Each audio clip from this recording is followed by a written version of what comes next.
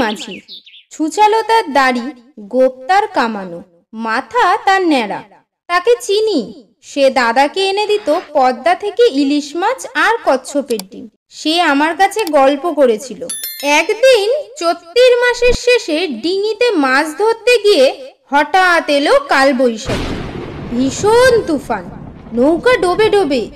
আব্দুল দাঁতে রশি কামড়ে ধরে ঝাঁপিয়ে পড়ল জলে। হাতড়ে উঠল চড়ে, কাছি ধরে টেনে তুলল ডিঙি। গল্পটা এত শিগগির শেষ হলো আমার পছন্দ হলো না। নৌকাটা ডুবলো না, অমনিই বেঁচে গেল। এ তো কোনো গল্পই নয়। বারবার বলতে লাগলুম। তারপর সে বললে, তারপর সে এক কাণ্ড। দেখি এক নেকড়ে বাঘ, ইয়া তার গোফ জোড়া। ঝড়ের সময় সে উঠেছিল ওপারের গঞ্জের ঘাটে পাকুড় গাছে। দমকা হাওয়া যেমনি লাগলো, গাছ পড়ল ভেঙে পদ্মায়। বাঘ ভায়া ভেসে যায় জলের তোড়ে। হাবি খেতে খেতে উঠল এসে চড়ে। তাকে দেখেই আমার রশিতে লাগালুম ফাঁস।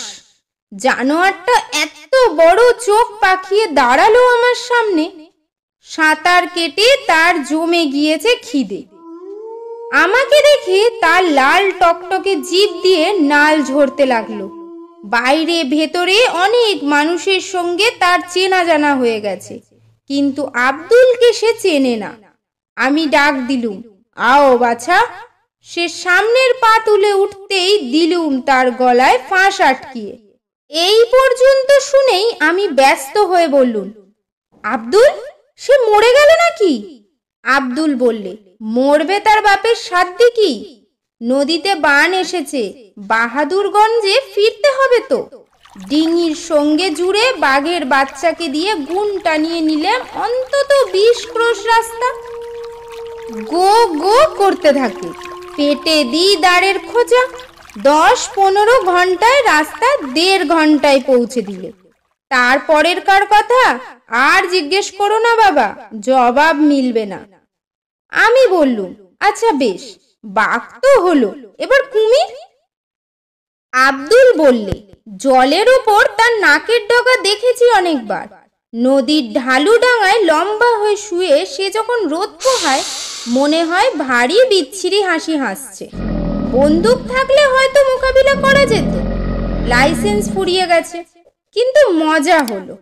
একদিন কাছি বেঁধেনি ডাঙায় বসে দা দিয়ে বাকারি চাচ্ছে।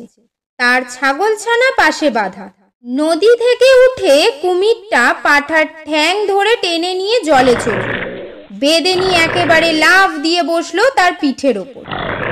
দা দিয়ে ওই দানো গিরগিটির গলায় পোচের ওপর পোচ লাগালো। ছাগলছানা ছেড়ে জন্তুটা জলে ডুবে পড়ল। আমি ব্যস্ত হয়ে বললুম, তারপরে? আব্দুল বললে, তারপরের কার খবর? তলিয়ে গেছে জলের তলায়, তুলে আনতে দেরি হবে।